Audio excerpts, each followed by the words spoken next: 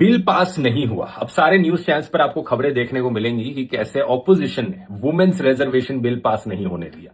हैरान मत होना, कुछ दिनों बाद प्रधानमंत्री भी अपने भाषणों में जाकर कहने लगे, मेरी माताओं बहनों देखो कैसे ये औरतों के खिलाफ हैं, आप लोगों का बिल नहीं पास होने देते। लेकिन सच बात यह है कि वुमेन्स रिजर्वेशन बिल तो 2023 में पास हो गया था 454:2 के वोट के साथ। तब किसी ने अपोज नहीं किया था उससे। असलियत में जो बिल नहीं पास हुआ ये एक डीलिमिटेशन बिल था जिस पर वुमेन्स रिजर्वेशन का मुखौटा लगाया गया था। असली मकसद इस बिल का था लोकसभा की सीटें बढ़ाना। और क्यों बढ़ाना?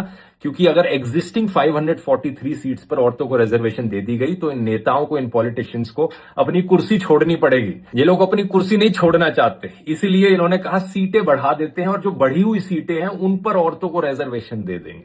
लेकिन इससे भी खतरनाक चीज ये थी कि अगर ये बिल पास हो जाता तो ये सरकार को कंट्रोल दे देता कि डीलिमिटेशन किस सेंसस के बेसिस पर करनी है और कब करनी है। जब लोकसभा में सीटें बढ़ती तो कॉन्स्टिट्यूएंसीज को भी रीड्रॉ करना पड़ता और उन कॉन्स्टिट्यूएंसीज की एग्जैक्ट बाउंड्री क्या होती, ये इनडायरेक्ट पावर सरकार के पास आ जाती। और सरकार पर आरोप लग रहा था कि अगर जैसा उन्होंने आसाम और जम्मू एंड कश्मीर में किया, वो पॉलिटिकल बाउंड्रीज को इस तरीके से रीड्रॉ करते कि हमेशा बीजेपी को ही इससे फायदा हो। इस चीज को इंग्लिश में गेरीमैंडरिंग कहा जाता है। जरा सर्च करके देखो इस शब्द को इंटरनेट पर और समझ कर देखो इसके बारे में। और जहां तक वुमेन्स रिजर्वेशन का सवाल है, प्रधानमंत्री से पूछो एग्जिस्टिंग 543 सीट्स पर क्यों नहीं दे देते रिजर्वेशन, बताओ।